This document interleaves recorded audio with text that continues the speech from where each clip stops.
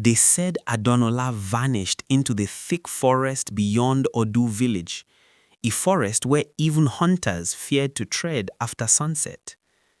For 7 moons, no one saw her. The wind that blew from that side of the land carried strange whispers. Drums echoed in the distance where no feast was held, and sometimes the river beside the forest ran red like palm oil. Then one misty morning she returned. She was not the same. Her eyes, once soft like morning dew, now burned with a fire that made even the bold look away. Her voice, once gentle, carried power that could silence a crowd. Around her neck hung beads carved with strange symbols, and wherever she stepped, dogs barked and lamps flickered. The villagers watched from afar, whispering, "Is this the same Adunola?"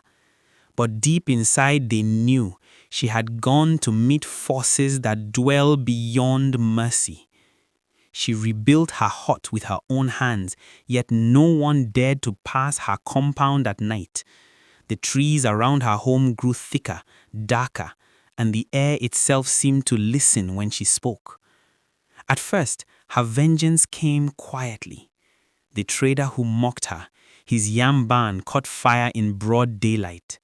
Baba Kole, her uncle, fell sick and no medicine cured him. He confessed before dying that he dreamt of Adunola every night, standing beside his bed, smiling. Then it was Sade and Akin's turn. Their marriage turned bitter like unripe kola.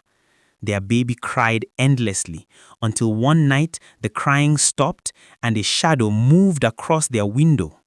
By morning, their compound was empty. Fear spread like Hamatan fire.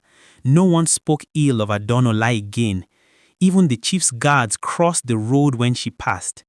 The same tongues that cursed her now called her Mother of the Night.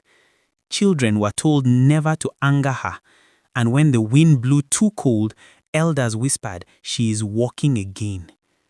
But deep inside, Adunola's heart was still a battlefield. At night, she sat by her fire, staring at the flames. Sometimes she saw her old self, that smiling girl who once believed kindness could heal the world. She heard that girl's voice say, "This is not who you are." But the other voice, cold and powerful, always replied, "They made me." One evening, a young orphan named Temi came knocking at her door. The child had been beaten by villagers for stealing food. She looked at the girl and saw herself, the pain, the hunger, the rejection. Something shifted inside her Adunola. She took the girl in, gave her food, and washed her wounds. And that night, as the moon rose behind the forest, the spirits she once served began to whisper in anger. They demanded more blood, more vengeance, but Adunola stayed silent.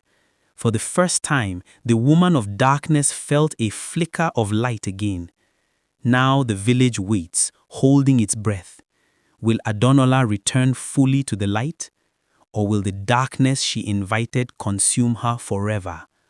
Only the next moon will tell.